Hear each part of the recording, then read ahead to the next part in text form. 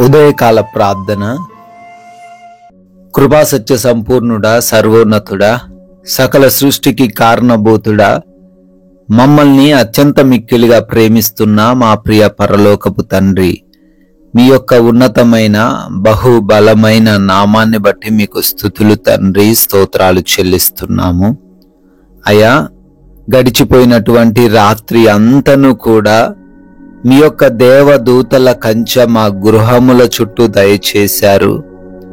మాకు కావలసిన నిద్రను మాకు అనుగ్రహించారు.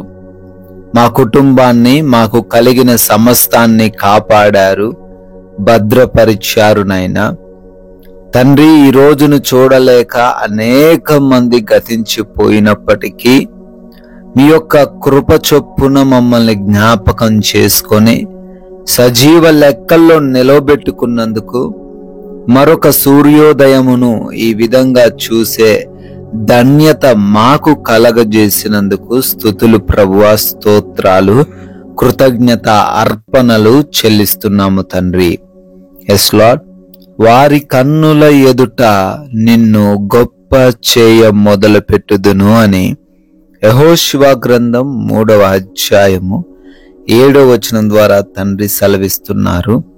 అవునయ్యా, ఈ రోజు వరకు మేము ఎవరి ద్వారా అయితే తృణీకారం పొందామో, ఎవరి దృష్టిలో అయితే తండ్రి మేము నీచముగాను తక్కువగాను కనపడి ఉన్నామో, ఎవరైతే మమ్మల్ని చూసి హేళన చేశారో వారి కన్నుల ఎదుట మీరు మమ్మల్ని గొప్ప చేయబోతున్నందుకు స్తోత్రాలు తండ్రి. అయ్యా, ప్రతి ఒక్కరి జీవితంలో ఈ వాగ్దానమును, ఈ యొక్క లేఖనమును స్థిరపరచండి నాయనా. ఈ ఉదయ కాలాన్నే లేవగానే ఎంతమంది బిడ్డలైతే ఈ యొక్క ప్రార్థనలో విశ్వాసముతో, నమ్మకముతో ఏకీభవిస్తూ ఉన్నారో ప్రతి ఒక్క బిడ్డను బట్టి అడుగుతున్నాం, దీవించండి అయ్యా. మీ కాపుదల వారికి అనుగ్రహించండి ప్రభువా. వారి ఆలోచనలకు తోడై ఉండండి తండ్రి. ఆయన చేస్తున్నటువంటి ప్రతి ఒక్క పనిలోనూ అయా మీరే వారికి శక్తిని, బలమును, జ్ఞానమును దయచేయండి.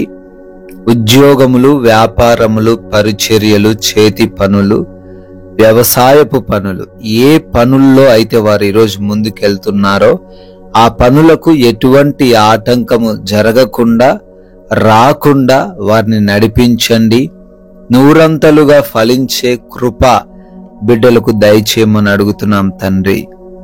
ఆగిపోయి ఉన్న ప్రతి పని కూడా ఈరోజు మరలా తిరిగి పునఃప్రారంభించుటకు కృప దయచేయండి.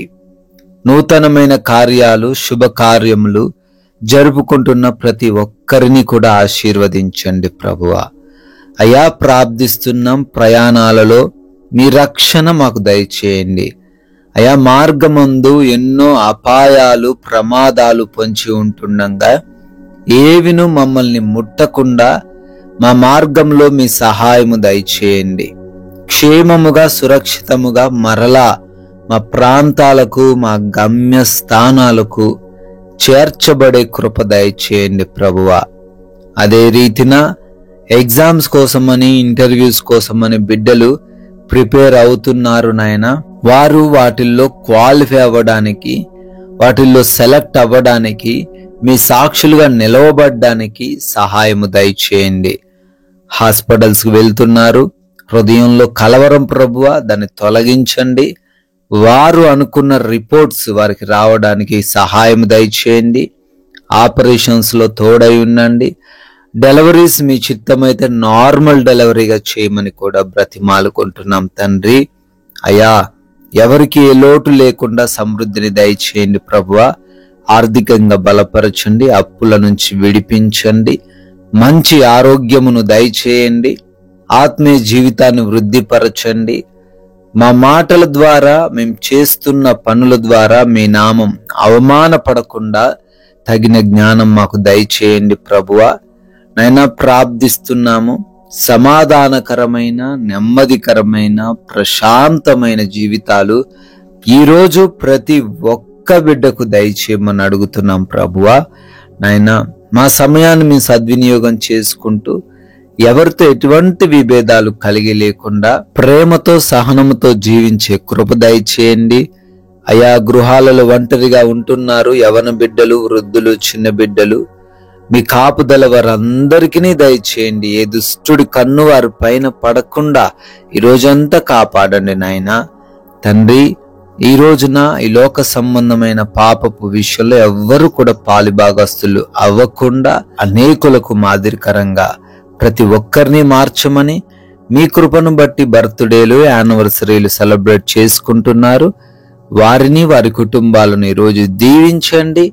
మేము కొందరికైనా మీ నామాన్ని ప్రకటించి రాజ్య వ్యాప్తిలో పాలిభాగస్తులయ్యే ధన్యత దయచేయమని మహిమ కలిగిన యేసుక్రీస్తు వారి నామంలో ఈ ప్రార్థన అడిగి వేడుకుంటున్నాము తండ్రి. ఆమెన్.